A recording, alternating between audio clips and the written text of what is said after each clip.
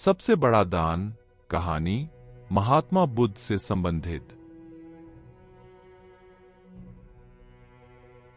कई दिनों तक मगध की राजधानी राजगृह में विहार करने के बाद भगवान बुद्ध प्रस्थान करने की तैयारी में थे। यह खबर सुनकर भक्तों की भीड़ उनके दर्शन और दान के लिए उमड़ पड़ी। शिष्यों के साथ बैठे बुद्ध लोगों की भेंट स्वीकार कर रहे थे। सम्राट बिंबसार ने भूमि, खाद्य, वस्त्र, वाहन आदि भेंट किए। नगर सेठों ने धनधान्य और सुवर्ण आभूषण अर्पित किए। बुद्ध सभी दान स्वीकार करते समय अपना दायां हाथ उठाकर स्वीकृति देते थे। भीड़ में एक वृद्धा भी थी। उसने कहा, भगवन, मैं निर्धन हूं। मेरे पास आपको देने के लिए कुछ भी नहीं है। आज मुझे पेड़ से एक आम गिरा हुआ मिला। मैं उसे खा रही थी तभी आपके प्रस्थान का समाचार सुना। आधा आम खा चुकी हूं, लेकिन मैं आपको कुछ अर्पित करना चाहती हूं।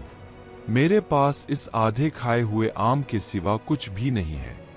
इसे ही मैं आपको भेंट करना चाहती हूं। वहां उपस्थित राजा महाराजा, सेठ और जनसमुदाय ने देखा कि भगवान बुद्ध आसन से उठकर नीचे आए और उन्होंने दोनों हाथ फैलाकर वृद्धा का आधा आम स्वीकार किया।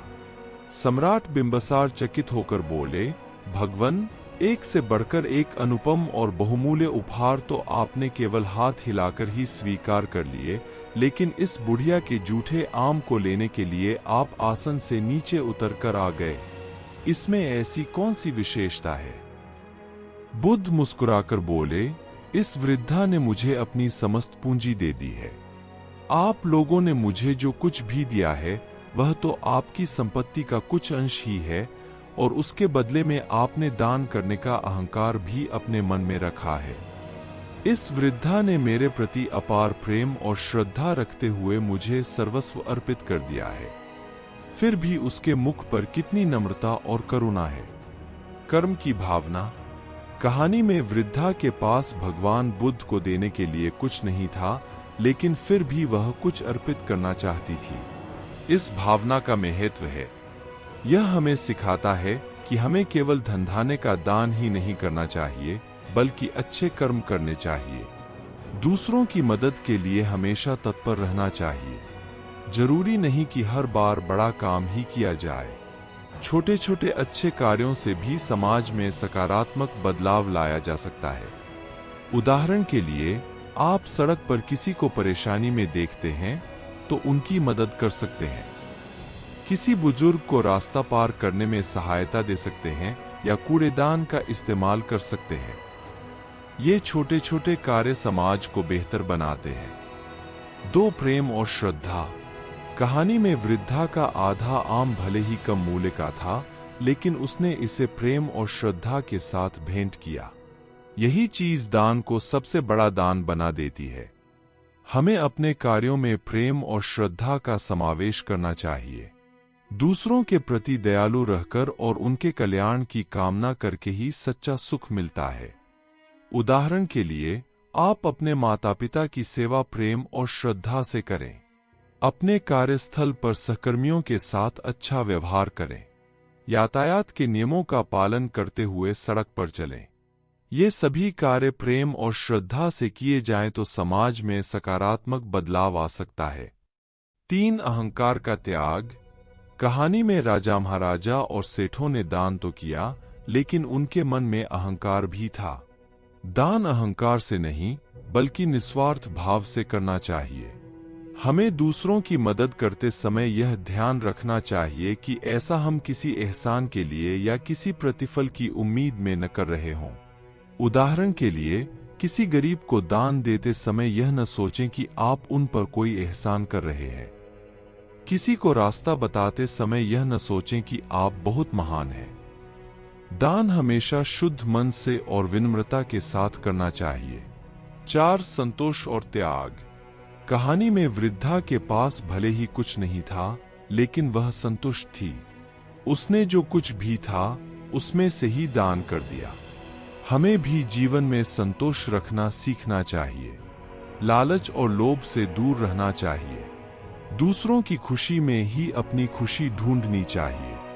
उदाहरण के लिए, हमारे पास जो कुछ भी है उसमें संतुष्ट रहें। दूसरों से तुलना न करें। दूसरों की खुशी में शामिल हों। दूसरों को खुश करने के लिए जरूरी नहीं कोई बड़ा त्याग ही करें। कभी कभी थोड़ा सा त्याग भी बड़ा प्रभाव डाल सकता है। 5. कर्तव्यनिष्ठा। कहानी में भगवान बुद्ध ने वृद्धा के दान को स्वीकार करके उसे सम्मान दिया। यह हमें सिखाता है कि हमें अपने कर्तव्यों का पालन करना चाहिए। समाज के प्रति, परिवार के प्रति और अपने आप के प्रति हमारी जिम्मेदारियां हैं। हमें उन्हें ईमानदारी से निभाना चाहिए। उदाहरण के लिए, यदि आप एक छात्र हैं तो अपना होमवर्क पूरा करना और ध्यान से पढ़ाई करना आपका कर्तव्य है। यदि आप एक कर्मचारी हैं तो समय पर काम पर आना और ईमानदारी से काम करना आपका कर्तव्य है। 6. करुणा और सहानुभूति। कहानी में वृद्धा ने भगवान बुद्ध के प्रति करुणा दिखाई। यही वह भावना है जो हमें दूसरों की पीड़ा को समझने और उनकी सहायता करने के लिए प्रेरित करती है। हमें दूसरों के दुख में दुखी होना चाहिए और उनकी खुशी में खुशी मनानी चाहिए। उदाहरण के लिए, यदि आप किसी को दुखी देखते हैं तो उनकी मदद करने का प्रयास करें। किसी की परेशानी सुने और उन्हें सहारा दें। जरूरी नहीं कि आप हमेशा भौतिक सहायता ही करें। कभी कभी सहानुभूतिपूर्ण शब्द भी किसी का दुख कम कर सकते हैं। 7. क्षमा और सहिष्णुता। कहानी में भगवान बुद्ध ने राजा बिंबसार और सेठों के अहंकार को क्षमा कर दिया। यह हमें सिखाता है कि क्षमा और सहिष्णुता जीवन में बहुत महत्वपूर्ण है। हमें दूसरों की गलतियों को क्षमा करना सीखना चाहिए। क्रोध और घृणा से भरे रहने से मन में अशांति पैदा होती है। उदाहरण के लिए, यदि कोई आपसे गलती से कुछ कह देता है तो उसे क्षमा कर दें। क्रोध या बदले की भावना से न जिए। दूसरों की धारणाओं और विचारों को समझने का प्रयास करें। सहिष्णुता से समाज में शांति बनी रहती है। 8. निरंतर सीखना। कहानी हमें यह भी सिखाती है कि जीवन भर सीखने की प्रक्रिया चलती रहनी चाहिए। भगवान बुद्ध स्वयं ज्ञान प्राप्ति के लिए निरंतर प्रयासरत रहते थे। हमें भी अपने ज्ञान और कौशल को बढ़ाने का प्रयास करना चाहिए। नई चीजें सीखने के लिए हमेशा उत्सुक रहना चाहिए। उदाहरण के लिए, कोई नया कौशल सीखें, चाहे वह खाना बनाना हो, कोई नया भाषा सीखना हो या कोई संगीत वाद्ययंत्र बजाना सीखना हो। किताबें पढ़ें, वृत्तचित्र देखें और नए लोगों से मिलें। निरंतर सीखने से हमारा जीवन समृद्ध होता है। 9. सदाचार और संयम। कहानी में भगवान बुद्ध शांत और संयमित दिखाई देते हैं। हमें भी अपने जीवन में सदाचार और संयम का पालन करना चाहिए। क्रोध, लोभ, मोह, मद और मत्सर जैसे दुर्गुणों से दूर रहना चाहिए। उदाहरण के लिए, क्रोध से बचें। चीजों को हासिल करने के लिए गलत रास्ते का सहारा न लें। भौतिक सुखों के पीछे न भागें। दूसरों से ईर्ष्या न करें। सदाचरण और संयम से हमारा जीवन सार्थक बनता है। 10. आत्मनिर्भरता। कहानी में वृद्धा भले ही गरीब थी, लेकिन वह आत्मनिर्भर थी। हमें भी आत्मनिर्भर बनने का प्रयास करना चाहिए।